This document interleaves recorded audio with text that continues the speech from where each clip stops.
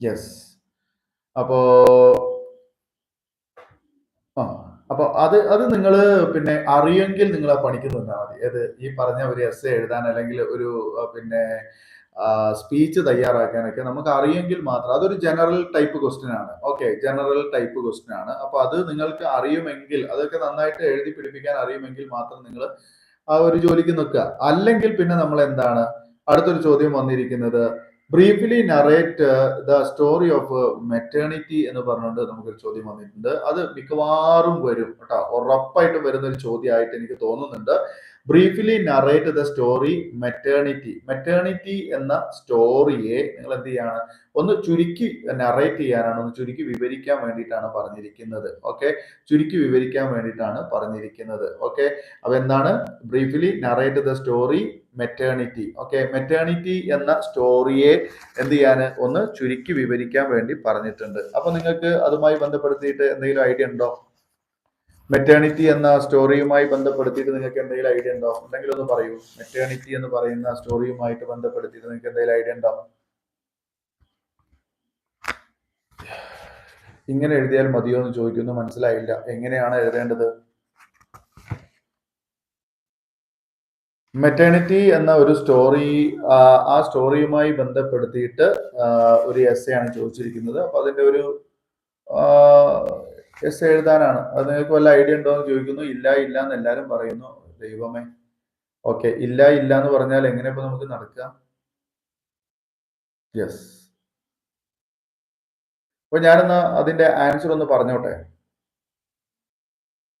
Okay, അതിലെ maternity is heart touch essay written by Lilika Nakos അല്ലെ? Lilika നക്കോസ്, അങ്ങനെ തന്നെയല്ലേ വായിക്കാം? ലിലിക്ക നക്കോസ്. ഞാൻ അതിന്റെ ആൻസർ പറഞ്ഞുതരാം, നിങ്ങൾ അതൊന്ന് കേട്ടിരിക്കുക. എന്നിട്ട് ഉടനെ തന്നെ ഈ വീഡിയോ നമ്മൾ തീരുന്ന സമയത്ത് തന്നെ നിങ്ങൾ എന്ത് ചെയ്യാം, അതൊന്ന് എഴുതിയെടുക്കാൻ നോക്കുക. ഓക്കെ, എന്നിട്ട് അതൊന്നും പഠിച്ചോളൂ. എന്റെ കയ്യിൽ നിന്ന് ബുക്ക് വാങ്ങിയവരുണ്ടോ? നിങ്ങളുടെ കൂട്ടത്തിൽ ആരെങ്കിലും ബുക്ക് വാങ്ങിയവരുണ്ടോ? The story of maternity by Lilika Nakos ആണ്. ഓക്കെ, അതൊക്കെ കറക്റ്റ് ആണ്, നിങ്ങൾ പറയുന്നതൊക്കെ കറക്റ്റ് ആണ്. കയ്യിൽ നിന്ന് ബുക്ക് വാങ്ങിയവരുണ്ടോ? എന്റെ നോട്ട് വാങ്ങിയവരുണ്ടോ? എന്റെ കയ്യിൽ നിന്ന് ബുക്ക് വാങ്ങിയവരുണ്ടോ? യെസ്.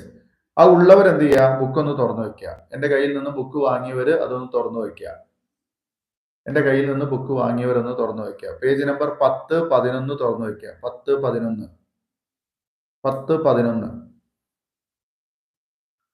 പേജ് നമ്പർ 10, 11 തുറന്നു കഴിഞ്ഞാൽ ഒന്ന് അറിയിക്കട്ടോ. പേജ് നമ്പർ 10, 11 തുറന്നാൽ ഒന്ന് അറിയിക്കുക.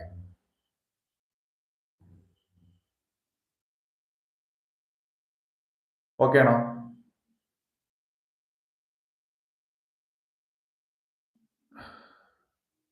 അതാണോ? ഓക്കെ ആണോ? യെസ് യെസ്, കുറച്ചൊക്കെ അറിയാം. ഓക്കെ, കുഴപ്പമില്ല. തുറന്നു.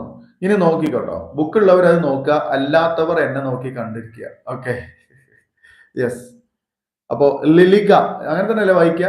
ലിലിക നക്കോസ് അല്ലെ? ബുക്ക് കാണിച്ചു തരുമോ എന്ന് ചോദിച്ചാൽ നിലവിൽ റിസ്ക് ആണ്. ബുക്ക് ഇപ്പൊ നിലവിൽ കാണിക്കാൻ റിസ്ക് ഉണ്ട്. ഓക്കെ, വേണമെന്നുണ്ടെങ്കിൽ ഞാൻ ക്ലാസ് കഴിഞ്ഞിട്ട് ഇതിന്റെ ഒരു ഞാനൊന്ന് സെപ്പറേറ്റ് വീഡിയോ ഇടാന്ന് പറഞ്ഞിരുന്നതാണ്. പക്ഷെ എനിക്ക് സാധിച്ചില്ല കേട്ടോ. ഇന്ന് ഫുൾ ടൈം ക്ലാസ് ഉള്ളതുകൊണ്ടേ പറ്റിയില്ല. ഓക്കെ, സ്ക്രീനിൽ കാണിക്കാൻ വയ്യ മക്കളെ. ഞാൻ പറയാം, നിങ്ങൾ കേട്ട്. Lilika Nakos was one of the first woman writer of modern Greek prose and for many years the only woman in Greek journalism. Nakos award-winning short story titled Maternity was the outcome of a war whose disastrous outcome shaped modern Greece. Okay. Yes. അതെ, ഇതിന്റെ answer മാത്രം സ്ക്രീനിൽ വിടാന് നോക്കട്ടെ, പറ്റുമോ നോക്കട്ടെ കേട്ടോ.